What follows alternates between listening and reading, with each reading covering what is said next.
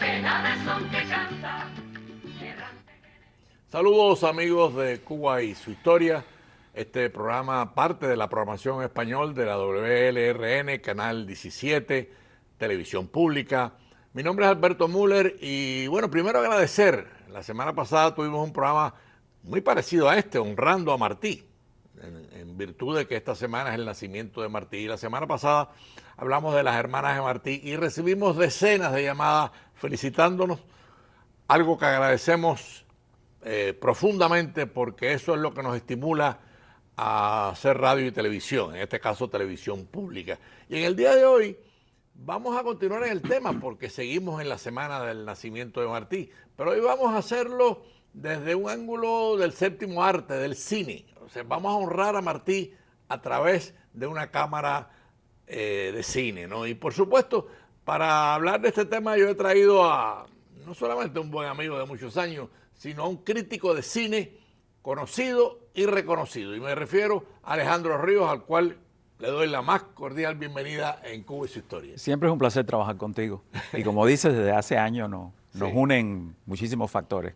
Sí. Entre ellos la cultura, el arte y la historia. Sí, y el cine. Y el cine, por supuesto. Fuimos parte de un cineclub incluso de un cineclub hace muchos años. Alejandro, hoy, como ya lo expliqué en la introducción, nos vamos al séptimo arte, ¿no? El séptimo arte también honró a Martí. Hay varias películas, pero hay dos películas de Martí. Una que, bueno, pasa desapercibida, como La Casa Blanca, La Rosa Blanca, sí. una película del año 53, que, bueno, es un testimonio que queda de la vida de Martí. Y después viene una película de Fernando Pérez más reciente, El Ojo del Canario. Del 2010.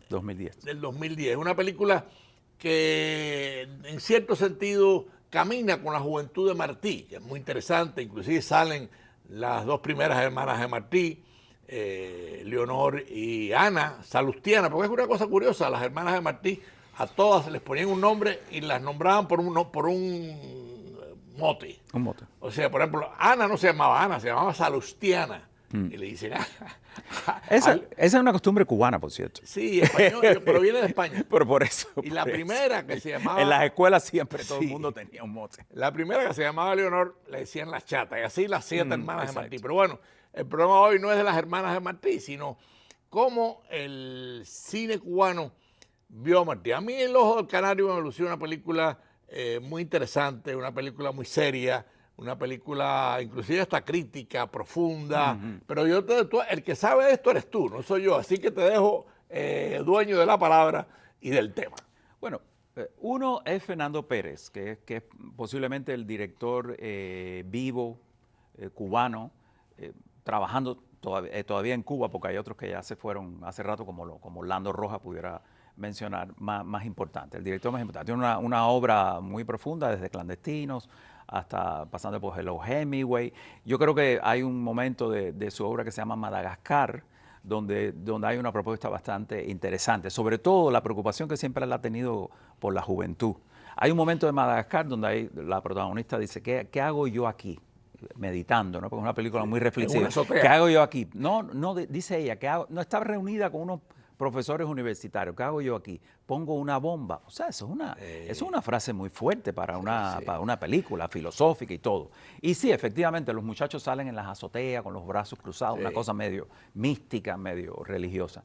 Y luego en 2010 había una productora internacional, tenía el plan de hacer varias películas sobre próceres de América Latina, y a Cuba le correspondió José Martí. Y eligieron a Fernando Pérez, que me parece que fue lo mejor. Él escribió esa... Y él quiso, bajar del pedestal a Martí, que lo que a veces lo tenemos y a veces nos agotamos con Martí en un pedestal, ¿no? Y entonces lo bajó, ¿y qué hizo? Trabajó la niñez, y por eso hay dos actores en la película, y la adolescencia, la juventud, hasta los 16 años, hasta cuando lo mandan para las canteras, que es un momento terrible. Crucial en la vida de Martí. Sin embargo, él aprovecha todo este berenjenal de la vida de Martí, que es una vida compleja, como la de cualquier persona extraordinaria. Tiene una vida compleja, aunque sea de infancia. Hay momentos del despertar erótico de Martí, lo cual provocó cierta barahunda Cierta crítica injusta. entre los seguidores, injusto, pero porque una crítica una vez más, Martí no es una estatua. Incluso hay un documental interesante, que un día vamos a hablar de él aquí, del desgaste que ha tenido Martí dentro del proceso del castrismo, sobre todo con yo me acuerdo muy bien que en todo hay un momento que en cada cuadra cubana tenía que haber una estatua de Martí. No una estatua, una escultura, un busto. Era el busto. Entonces eran bustos horribles además, que no lo reflejaban, ni mucho menos. Pero esa repetición cansa y le quita importancia, que eso fue lo que pasó. Y sale la fábrica, ahora hay una fábrica, porque en aquella época era como de otro material, pero ahora, por ejemplo, los bustos son plásticos, lo cual es todavía más terrible. Ahora, más ofensivo. Más ofensivo y repetitivo. Claro. Y repetitivo. ¿Qué hace Fernando Pérez? Pienso yo, él no lo ha dicho.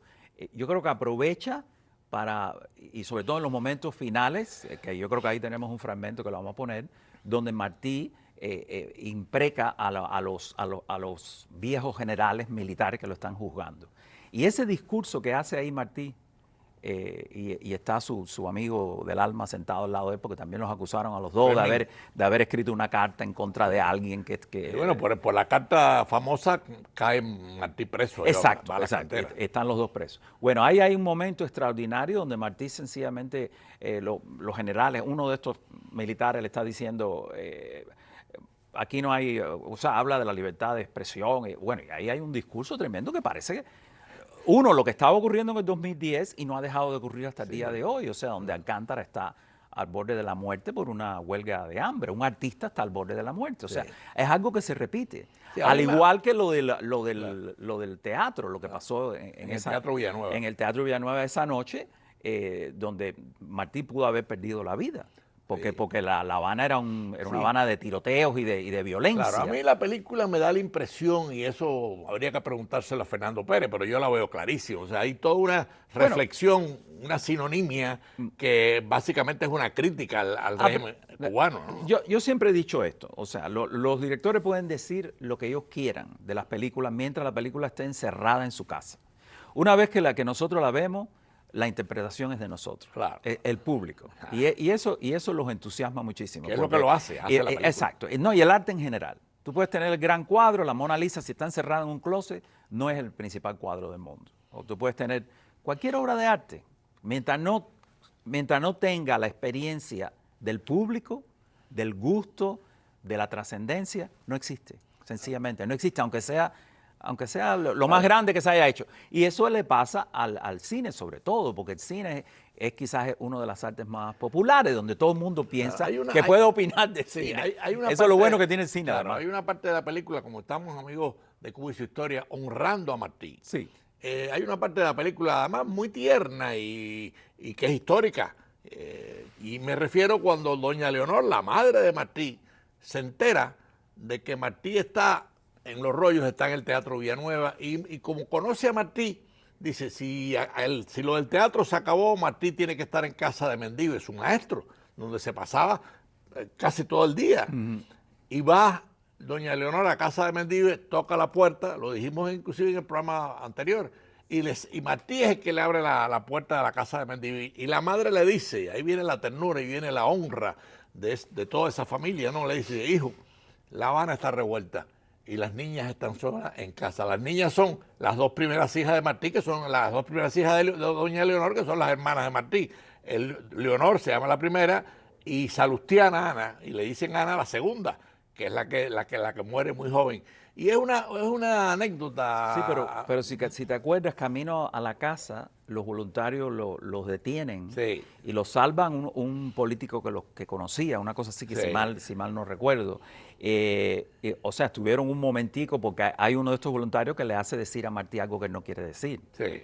Que es abajo algo, que ahora no recuerdo muy bien, pero bueno, que estaba en contra de sus principios. Y si tú vienes a pensar ese momento donde ella lo va a buscar y caminan por esa Habana terrible, violenta, como puede ser ahora mismo, tiene una vigencia extraordinaria, porque le está ocurriendo igual a las madres. Sí. Las madres que vieron salir a los hijos en el 11 de julio del año pasado, están pasando por la misma experiencia. Sí. Muchas no saben, o muchas dicen, mi hijo lo único que hizo fue pararse allí, que no era el caso de Martí, que ya estaba conspirando. De Sí, alguna, ya estaba por lo menos con una comprometido. inquietud conspirativa. Ya estaba comprometido. Vamos a decirlo de esa manera. Sí. Y hay muchachos de estos que están juzgando ahora mismo, casi de la edad de Martí, igual, que estaban curiosos por saber si realmente la libertad vale la pena. Y yo creo que Martí se preguntó eso toda la vida, no es que vale la pena. Hay un momento también extraordinario donde hay una clase que está dando como historia antigua y el profesor lanza la idea de qué es la democracia. Y ahí empieza una discusión tremenda. Una buena discusión. Una discusión tremenda, Sí, que para la democracia es lo de ahora, para la democracia es necesaria la libertad. Sí. Es una discusión que se repite ahora con todo este movimiento San Isidro y toda la situación que hay en Cuba. Y la otra cosa que yo veo también es que Martí tenía un propósito en la vida que también estaba en la misma madre. Las madres son protectoras, sobreprotectoras, y la madre quizás no entendía el propósito de Martí. La madre no es un ente político. Y lo que estaba era preocupada porque lo mataran. Por el hijo, claro. Por el hijo, porque lo mataran. Eso es amor materno. Pero él, cuando ponía en la balanza familia y causa, a veces Martí se inclinaba más por la causa. Sí, bueno. Y hacía que la madre se sintiera todavía peor. Pero eso es interesante porque eso es la contradicción de lo que va a ser un genio. O sea, el origen de un genio, Claro. de un tipo, de una persona, mira, de una persona que va a decir, no, este es el camino.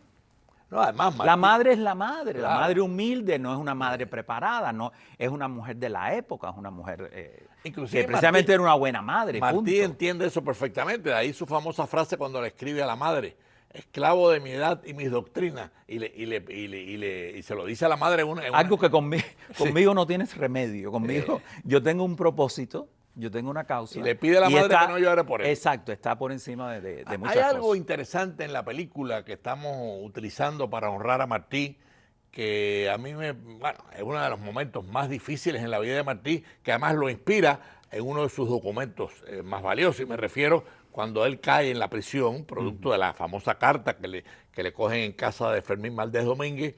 Martí va a prisión, condenado, y ahí conoce las torturas en la cantera, ahí conoce a don Nicolás, ahí conoce al niño Lino Figueredo, conoce a 3 niños menores de edad en la cárcel.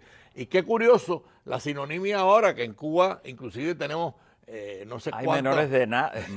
menores de edad reconocidos Por además nombre y apellido. por el órgano del partido, Sí, donde ha sí. dicho edad, cantidad de Sí, personas sí. que están siendo O sea, qué curioso que la juzgadas. colonia española tenía niños presos y el Y comunismo... también hay todo el atractivo que él sentía por la naturaleza, cuando él va a esta finca Sí. con el padre, parece que el padre tenía clientes o debía ir a una finca, porque no era finca de ellos, ellos eran gente muy humilde. Lo nombran en un Exacto, lugar- eran gente muy humilde. Sí. O lo nombran, exacto, Sí, y tiene no. que ir ahí a trabajar.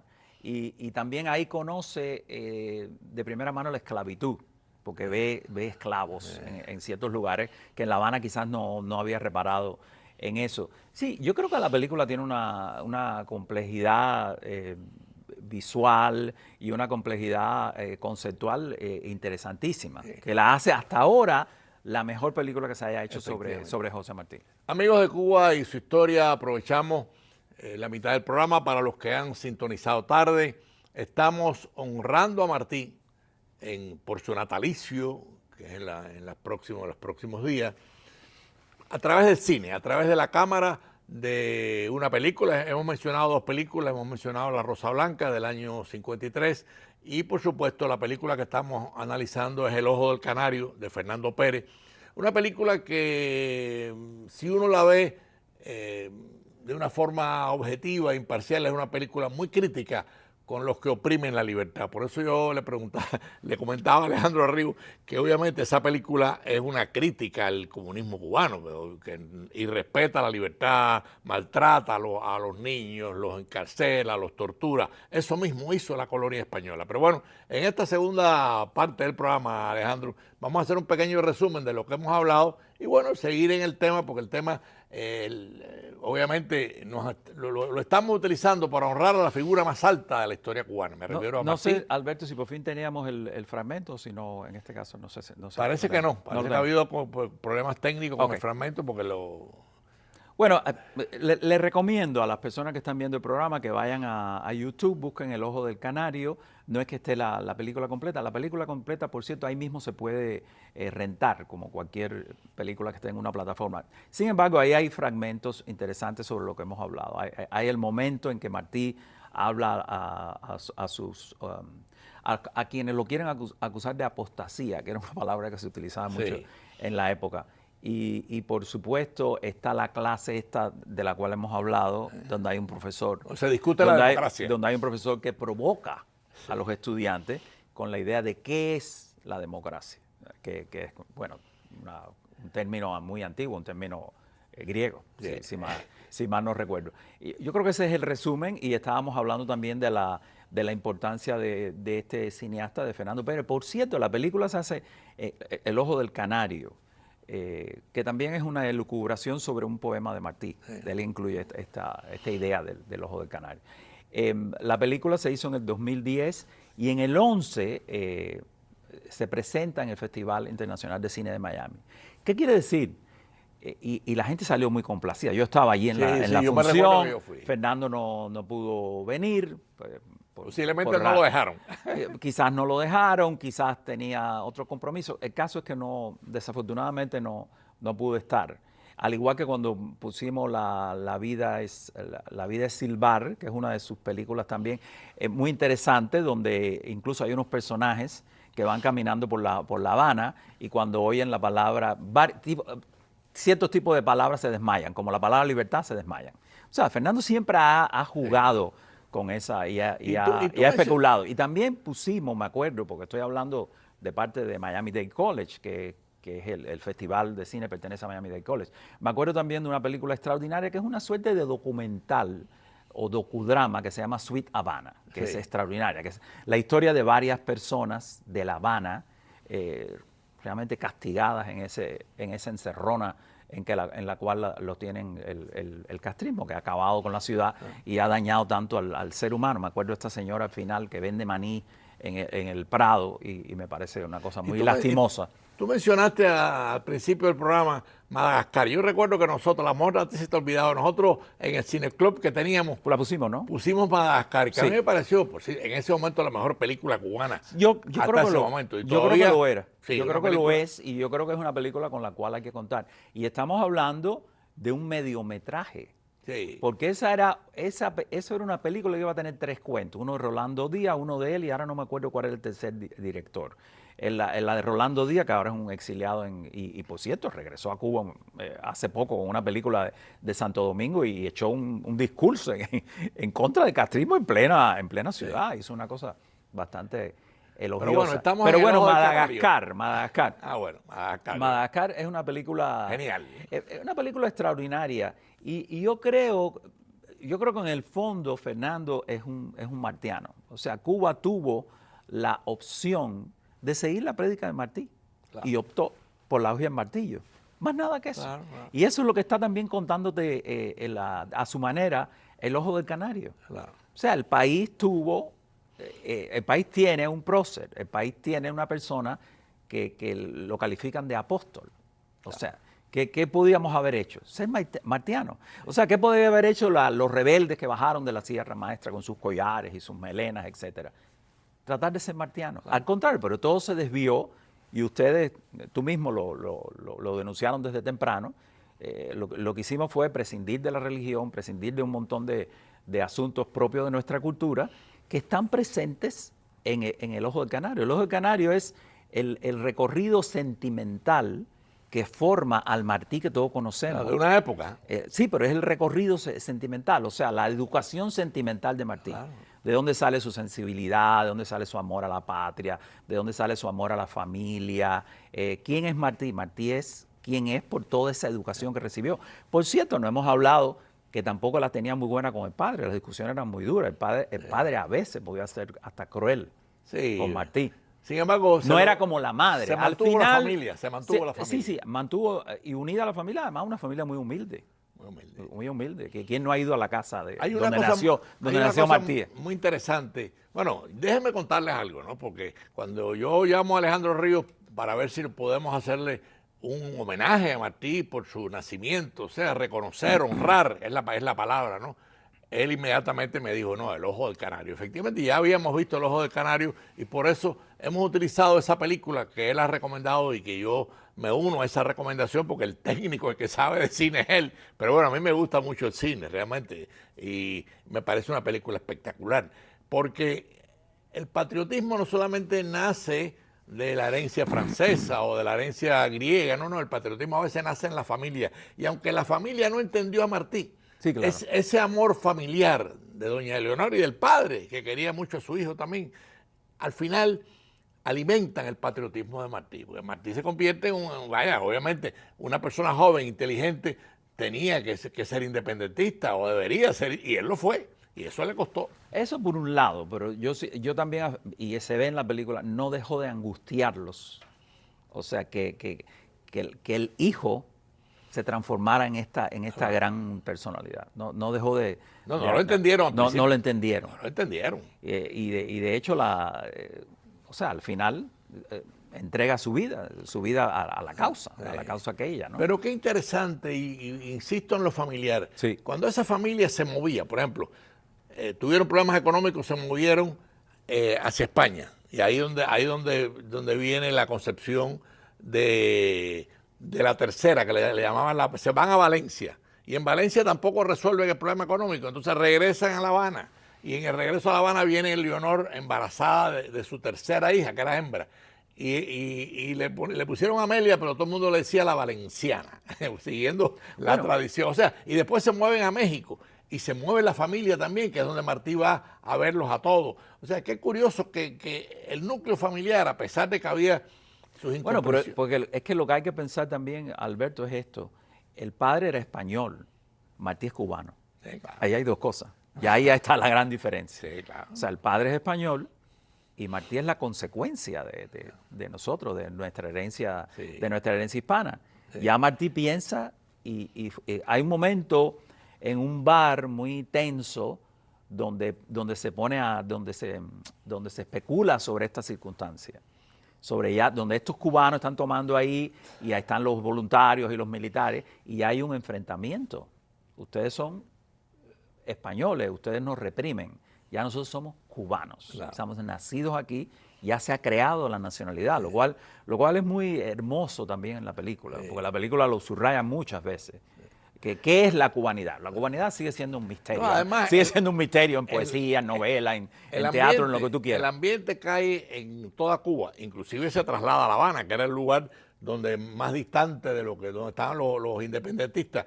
En La Habana, el tema de Carlos Manuel aparece en el Teatro Villanueva, aparece en la Casa de Aldana, aparecen todos. O sea que la independencia estaba en estos momentos ya peleando en la Manigua. Bueno, hay un momento que en la clase esta de democracia, sí, aparece. donde Martí escucha, se dan varias opiniones, incluso hay el reformismo, distintos tipos de opiniones, y hay un momento que le dice, yo sé lo que es la democracia. La democracia es lo que está ocurriendo ahora en la Manigua con Carlos Manuel de Céspedes. Así dice Martí. Sí. O sea, Martí sigue siendo el provocador supremo. O sea, sí. Lo que pone ahí pone sobre el tapete la guerra de independencia. Lo cual, bueno, ya vimos lo que le ocurrió a los estudiantes de medicina. Podía costarte caro. Podía costarte caro porque era un sistema represivo. Y el gran era la universidad, el estudio, lo cual también es extraordinario de un país en esa circunstancia que ya era un país, increíblemente era un país. El gran amigo de Martí, Fermín Valdés Domínguez, estuvo muy vinculado estuvo preso por los estudiantes de medicina que son fusilados. Exacto. Es otro tema que ya inclusive lo hemos tratado en Cuba y su historia, pero en el día de hoy, cómo una película es capaz de honrar a Martí y de poner todas las pequeñas facetas, por ejemplo, cuando el gobernador Dulce, con ánimos de tranquilizar, autoriza la libertad de prensa, empieza, Fermín Valdés Domínguez hace la Gaceta o el Diablo Cojuelo. Y aparecen periódicos por toda Cuba, sí. Y la mayoría eran independentistas. Pero qué interesante, ¿no? Que en esa época, con ese sistema colonial represivo, todavía se atrevieron, con cosas que no se ha atrevido nunca el castrismo, jamás. Jamás ha habido un atisbo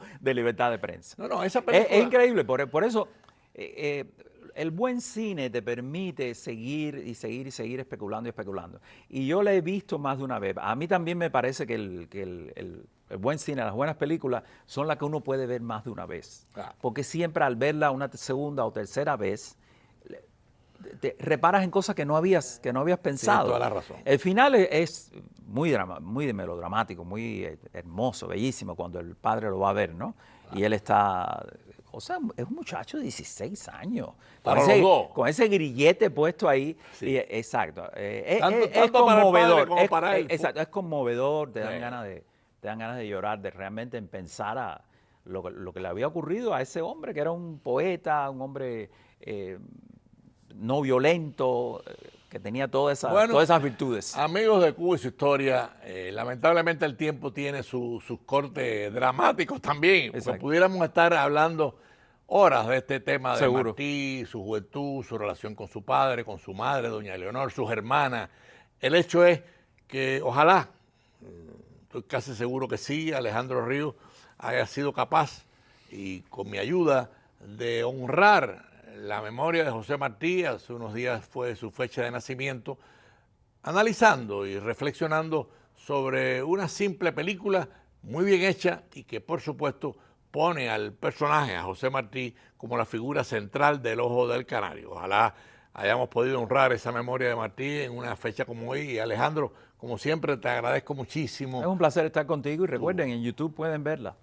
No se la pierdan, es una película Gracias bastante y interesante. gracias por tu presencia en Cuba y su historia, y tengan todos un domingo feliz y nos vemos el próximo domingo en Cuba y su historia. Ojalá esta película ustedes puedan seguirla, puedan verla y por supuesto reflexionar sobre la enseñanza que tiene el Ojo del Canario, porque no solamente es la historia, sino el sacrificio, o sea, el sacrificio que vale luchar por la libertad queda perfectamente expresado en el Ojo del Canario. O sea, ahí está, y bueno, la muerte de Martí y su vida, su familia se sacrificó también, sus hermanas, su padre, su madre. Pues tengan todos un domingo feliz y que Dios los bendiga y nos vemos el próximo domingo. Son 3 décadas de destierro y desunión. 30 años de duro exilio, de extranjero domicilio.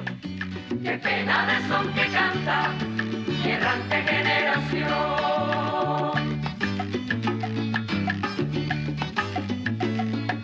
Armados más de esperanza que de metralla, allá en Girón, confiados en la promesa de la potencia.